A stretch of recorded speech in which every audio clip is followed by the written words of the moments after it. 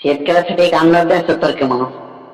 बरोबर सांगा ना काय करा, आधी गारपिटीबद्दल सांगतो, नंतर पावसाचं सांगतो. सर. बरोबर. आधी गारपीट सांगतो कशी कशी होणार आहे. अच्छा. 27-28-29च्या दरम्यान सातपुडा पर्वताच्या रांगा आहेत ना, हा हो आठवलं गेलं. होणार आहे. हो, तर मग त्याची होणार सांगते काय भाग रे. इकडे राहील एरुंडोल, जळगावकर, हा हा एरुंडोल, खंडवा मध्य प्रदेशमध्ये खंडवा, तसेच मलकापूर, जळगाव जामेत मध्ये घाटाच्या खाली बुलढाण्याच्या, तसं ते पट्टा अकोल्याकडे येईल, पुन्हा तसेच परतवाड्याकडे जाईल, परत पुन्हा अकोला, अमरावतीकडे पुन्हा आणखीन वाढत जाणार गारपीट.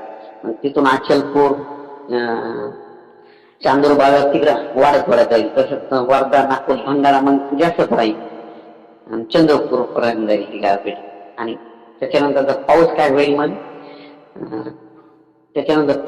बुलढाणा जिल्हा, अमरावती, अकोला, वर्धा, नागपूर, भंडारा, गोंदिया या जिल्ह्यात पाऊस पडेल. पण ते जे पट्टा आहे ना घाटात, सातपुडा पर्वताच्या रांगाचा, गारपीट जास्त होईल समजा. गारपीट होईल. आणि आपला वाशिम बेल्ट वगैरे 20 तारखेच्या काय करा, हरभरे काढून घ्या, हरभरे, गहू काढून घ्या. वाशिमला होईल गारपीट. वाशिमच्या पाऊस येईल, कारंजा भागात होईल गारपीट, कारंजा तिकडे. अच्छा.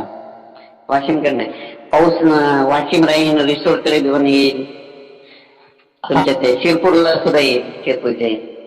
अच्छा अच्छा. तसं मेकर जाईल पाऊस. आणि पाऊस आमच्या पेठ जिल्ह्यात, परभणी जिल्ह्यात पण येणार आहे. पण आमची गारपीट नाही होणार, फक्त गारपीट सातपुडा पर्वताच्या रांगात होणार. पाऊस साधारण होईल का चांगला होईल.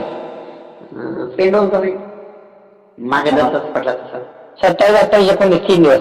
26 तारखेपर्यंत म्हणा शेतकऱ्याला काढून घ्या, जितकं येईल तितकं. बरं बरं बरं.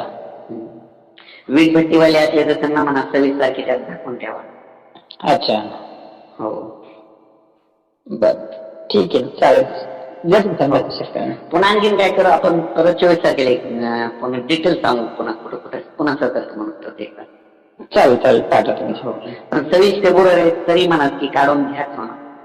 ठीक आहे. आणि उर्वरित महाराष्ट्र सांगतो ना, इकडं उत्तर महाराष्ट्रात कोरडं राहील, तिला हवामान ढगाळ राहील. पश्चिम महाराष्ट्रात देखील अंशतः ढगाळ. अच्छा. मराठवाड्यात फक्त परभणी हे जालना, संभाजीनगर पर्यंत पावसाचं वातावरण राहील.